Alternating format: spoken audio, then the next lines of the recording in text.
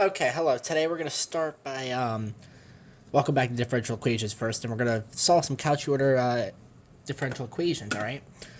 So we have x squared y double prime minus 2x y prime plus 2y equals I on x. Okay. So on this side of the equation is going to be I'm going to find my y complementary solution. This side I'm going to focus on my y particular solution. Okay, which is my g of x. Okay, which we'll get to that. It's usually we're going to estimate something for ln of x, but we'll get to that, all right? The point is, the most important part is solving this side of the equation, because this is very tough for most people the first time around. And I'm actually going to post another video on a tougher one to solve in an RLC circuit. It's a standard problem, and most people believe you could only solve it with numbers. However, you could actually solve it in terms of voltage and basically get a Q with plugging in a voltage. So anyway, we'll get to that, but let's focus on this one. All right, so with most Cauchy order Euler equations, we pretty much always substitute y equals x to the m in, right? That's a general rule for these, okay? Over here, what I have is, I basically, if you look at this, it's almost like a quadratic, right? Well, I mean, it is in terms of x, right? Minus 2x, right? And then there's no x on this side. The other thing is, if you look at the y's, right? My y double prime minus, let's just say my y prime plus y, right? I could look at this as y squared minus y plus a constant of y, right? Or just a constant. Or I could even say y cubed, you know what I'm saying? So the point is, it kind of follows that general trend. But anyhow, let's not focus on that anymore. Let's look down on this now. And now we see that we have x squared. What I'm going to do here is I'm going to basically make this x squared.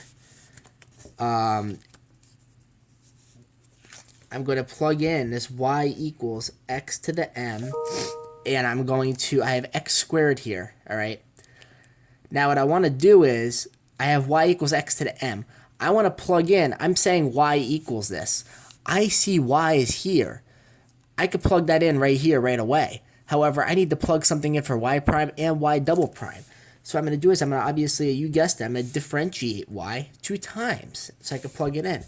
So y prime of this is going to be mx m minus 1. Whatever m is, I'm going to subtract 1 from it, right? And now I could also take my second derivative. I bring this whole bunch down front with my m that's already there. So I have m times m minus 1, x to the m minus 1, right? No, minus 2, exactly. Because now I'm subtracting 2 values because it's the second derivative. So this is my second derivative. That's my first derivative. Okay, now it looks like I could actually plug this in and things should cancel, right? So again, I'm ignoring ln x for now. I'm going to come down here now, and I am going to plug that in and see what I get. So I get x squared, right? I want to plug in my y double prime. So it's m, right, times m minus 1, x to the m minus 2, correct? Minus 2x, which is fine, my y prime times m x to the m minus 1 plus 2xm, right? That's what it looks like, okay? Now I'm going to try to simplify some things, right? Because I got this big mess of stuff here. Let's try to simplify some things down, correct? And I could just say this is equal to 0 for now, because I am just focusing on my complementary solution. It's really not, I just like to say that so everything stays like nice and organized and neat. Because what I'm going to do is I'm going to wind up, factoring this anyway and finding 2 factors for m eventually. But right now, let's just focus on coming up with simplifying this out, right? So I have x squared times all of this, okay? Now, what I could do here is, if you notice, x squared, if I just ignore this for now and I say x squared times this, what's going to happen right away? When I plug in x squared to this, x squared minus 2 right? I'm going to add exponents together, right? Every time I multiply any kind of, you know, variable, I'm going to add their exponents. So 2 plus a negative 2 drops out, right? So what I'm left with, right, because I'm going to get x squared times xm negative 2, right? I'm going to add these exponents together. So what this becomes is xm minus 2 plus 2. They drop out. What am I left with? X to the m, right, out of these two. So that deals with that. Times, and we could just distribute this out. M squared minus m, because maybe it'll cancel with something over here. Let's just see. That's just my rule of thumb. Now I'm going to come in. I'll just say minus. Now same thing here, right? Same thing with this pajamble. I have 2x times this. If I have x times xm minus 1, right, what does that get me? I'm going to add their exponents together. I'm going to have m minus 1 plus 1. Those drop out. I'm left with xm, correct? So out of this, I'm going to have 2xm, yes, times m from this, plus 2xm from over here, and we'll say that equals to 0, correct? Now, you'll notice that some things could cancel, correct? So I have x to the m, right, times this, and I also have 2xm here. So you see x to the m is in each of these terms. So what does that mean? That means that I could factor it out, correct? So let's factor x to the m out, right? So that I'm left with m squared minus m, right? And this is all on itself, correct? So really I could just do a bigger bracket around this, right? Minus, if I take an xm out, I'm just left with 2m plus 2, right? Equals, we'll just say equals 0 again. So my point is, see, I just basically clean this up a little ways. Now, what happens is I could actually simplify some stuff inside now, because what I'm going to do is when I factor things out, I could set them equal to one another. So I could say all this equal to 0 and x to the m equal to 0. Well, x to the m equals to 0, that's going to wipe out, all right? Because we don't really, nothing's going to happen with that, right? Because number one, I don't know what x is, and number two, m, I don't know what m is either, all right? But the point is, I'm only gonna get 2 solutions out of this. It's only possible that I get 2 solutions out of this equation. So I'm gonna get 2 solutions from this. Look, I have a quadratic, I have a linear, and then I have a constant. All right. So this is irrelevant. It's not gonna help us with anything. But what I could do is now come down here and say, all right. So now I'm left with m squared minus m minus 2m plus 2, and now it's just simple algebra here, simplifying. Correct. M squared, what's going to happen here? Minus 3m plus 2 equals 0. Now I can factor this out and find 2 factors that I could get, right? So I'll have m minus 2 and m minus 1, correct? Because 2 plus a 1 is going to get, negative 2 plus a negative 1 is going to give me a negative 3, and negative 2 times a negative 1 will get me a positive 2, right? Which means that m could be 2 values. It could be a 2 and a 1. All right. Those are my 2 values for m. I finally found them. Now I can finally plug them into my general complementary solution for these types of Cuachy Euler equations, solving it this method. Okay. So now I'm just going to plug them into my general solution for this type of Cuachy Euler differential equation. And so what that is my general identity for the complementary solution or characteristic solution is going to be C1, right, x, and we'll call this x to the m, plus C2, x to the m, Okay? Now this, note that this characteristic equation only applies to two distinct roots. Okay, and that's what we have here. This situation is two distinct roots. For two of the same, it's going to be slightly different. What we'll do is, if we have two of the same roots, we'll wind up actually slapping in an ln x. Okay, so for one repeated root, if I have, let's just say I had, example, if I had m equals 2 and 2 times, right? My y complementary solution would be c1 x to the m plus c2 x to the m, correct? ln x, okay? So that's situation 2. And then there's another situation where you have complex roots, and I'm actually going to get to that in the next video, so I'm better off just showing you that then. But really quickly, I have two distinct roots, so you already guessed it. My y complementary solution is going to be c1 x to the first, or just x, plus c2 x squared. Okay? That's my complementary solution. Now my y particular solution, how do I find that? Well, I'm just going to use the ln x on the other side, and I can actually use variation of parameters to solve that. That's one method I could use, okay? Or I could use undetermined coefficients.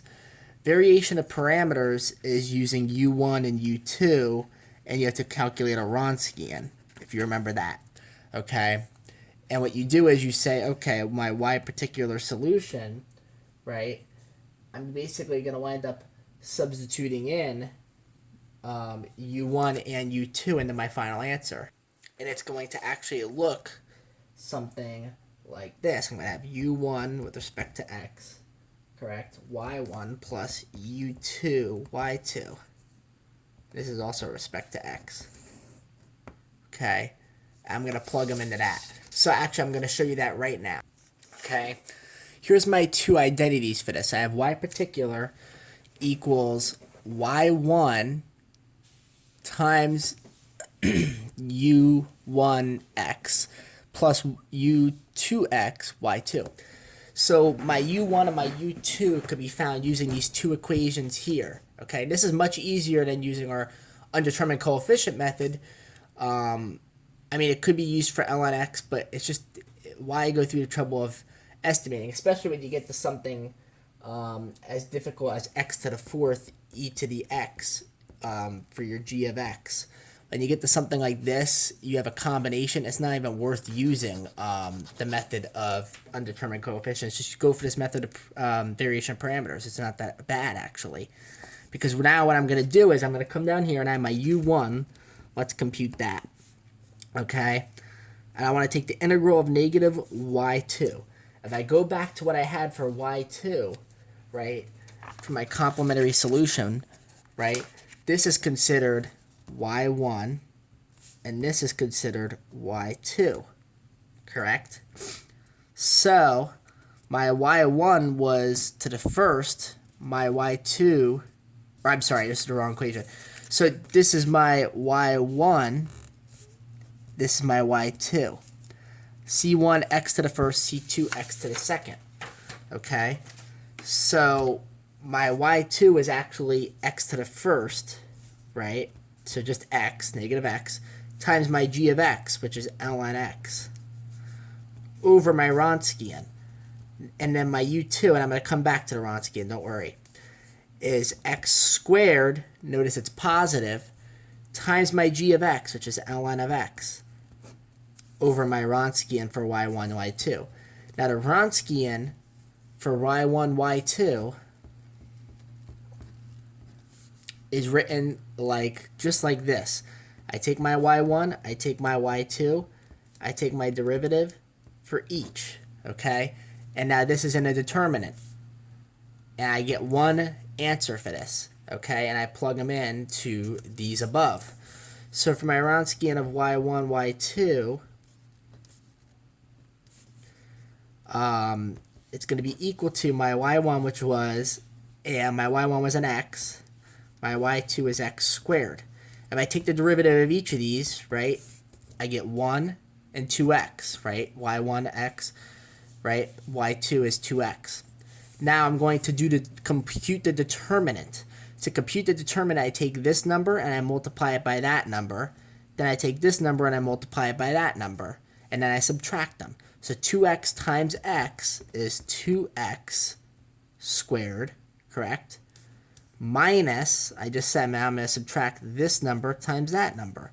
1 times x is x squared.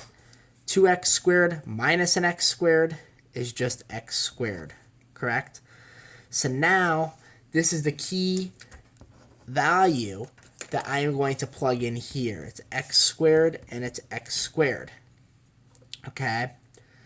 Now, in order to simplify these, u1, before I take the derivative or the integral, right? This is all multiplication, which is nice, right? For each of these. So I can actually cancel an x out, can't I? I can cancel an x in the numerator, which is going to give me negative ln of x over an x, which is a very nice integral, correct? Very nice integral. Because all I have to do here, ln of x over x, what is that? What do I do for that? It's practically a u substitution, correct? Because I can let u be equal to x. But do I even have to do that in this case? Do I? No, I can actually just let u be ln of x, because that's the tougher one to get rid of, right? So if I let u be ln of x, my du is 1 over x dx. So now, and this is with respect to dx, so I want to plug in my dx.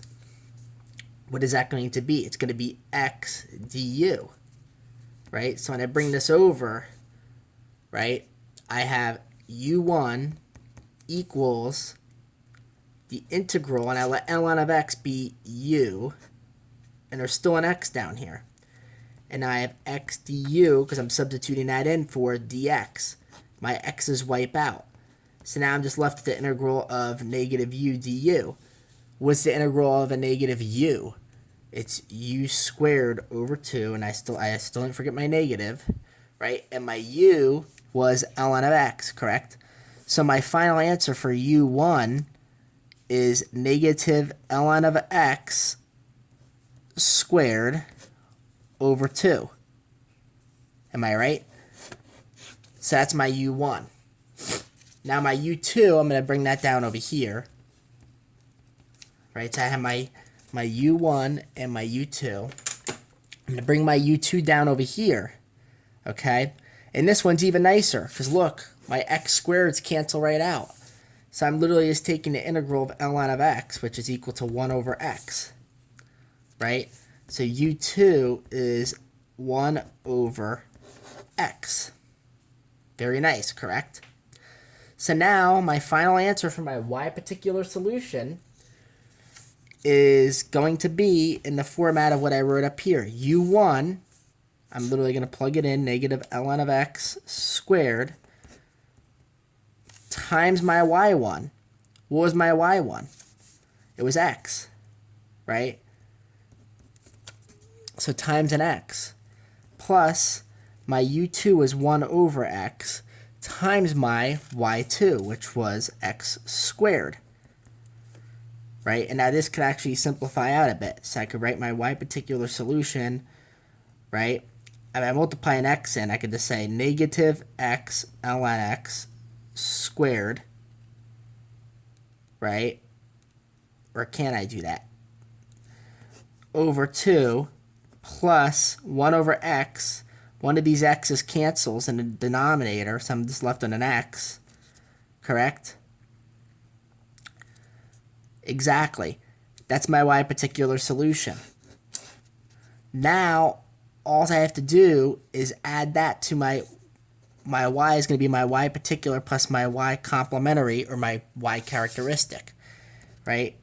So y in the final answer, after all this work, right, I'm going to come back to my original y, which you remember was c1x to the first, plus c2x squared, minus x ln of x squared over, remember that's all multiplied, oops, I did forget that, all over 2, right, plus x.